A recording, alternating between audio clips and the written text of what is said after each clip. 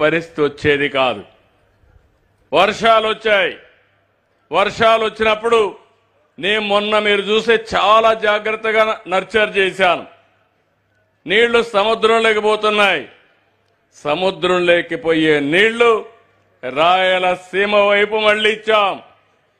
రిజర్వాయర్లు ఫుల్ చేశాం. చెరువులకు నీళ్లు ఇచ్చాం.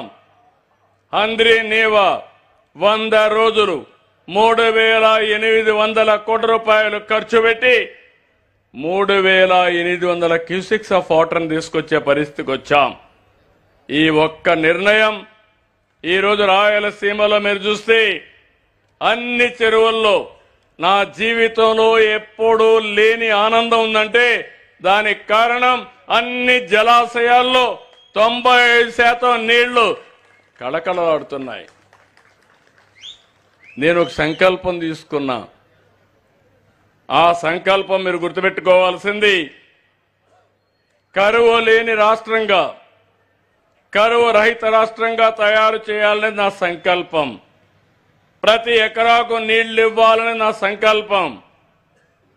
మనకు గోదావరి ఉంది, కృష్ణా ఉంది, అదే మరి అనేక నదులున్నాయి.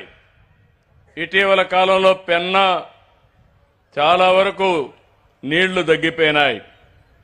వంశధారలో నీళ్లున్నాయి. మన రాష్ట్రంలో నదుల అనుసంధానం చేసి అన్ని రిజర్వాయర్లో నీళ్లు పెట్టగలిగితే ఒక సంవత్సరం వర్షం పడకపోయినా రెండో సంవత్సరం బ్యాలెన్స్ అవుతుంది.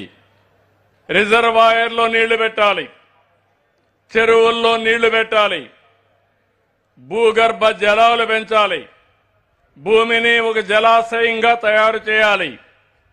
ఒకప్పుడు రాయలసీమలో 100 అడుగుల కిందన నీళ్లు. నేనే వోల్టా చట్టాన్ని తీసుకొచ్చాను. ఇన్ని అడుగుల కంటే కిందన పోతే మీరు బోరు వేయడానికి వీలు లేదని కరెంట్ ఇవ్వమని కూడా తీసుకొచ్చాం.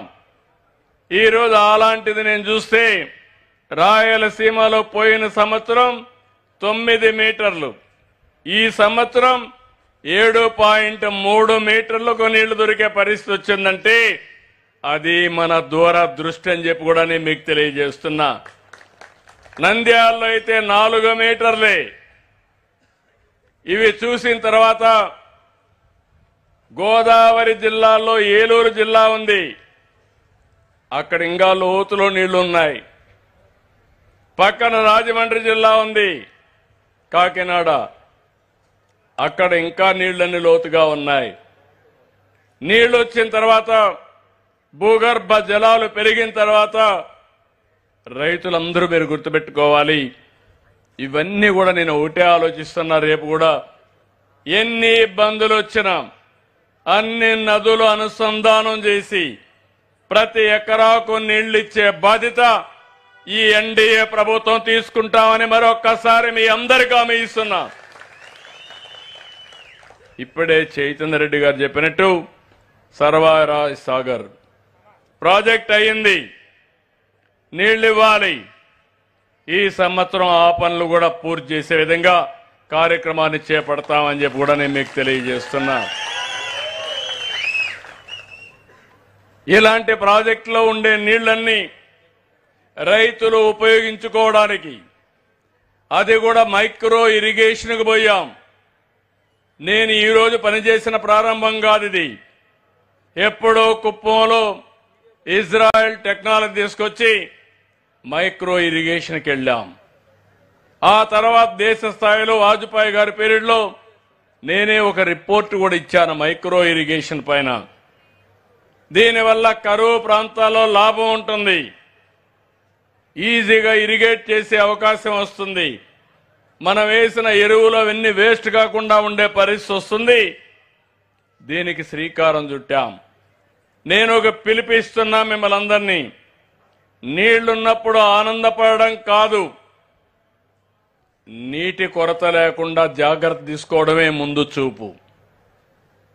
అందుకే మీలో కూడా ఒక చైతన్యం వస్తే వర్షాకాలం కంటే ముందు, అంటే వర్షాకాలం అయితేనే ఇమ్మీడియట్ గా మనకు రెయినీ సీజన్ ఇప్పుడు అవుతుంది, దానికి 4 మీటర్లోనే నీళ్లు ఉండాలి, 4 కాదు 3 ఉండాలి.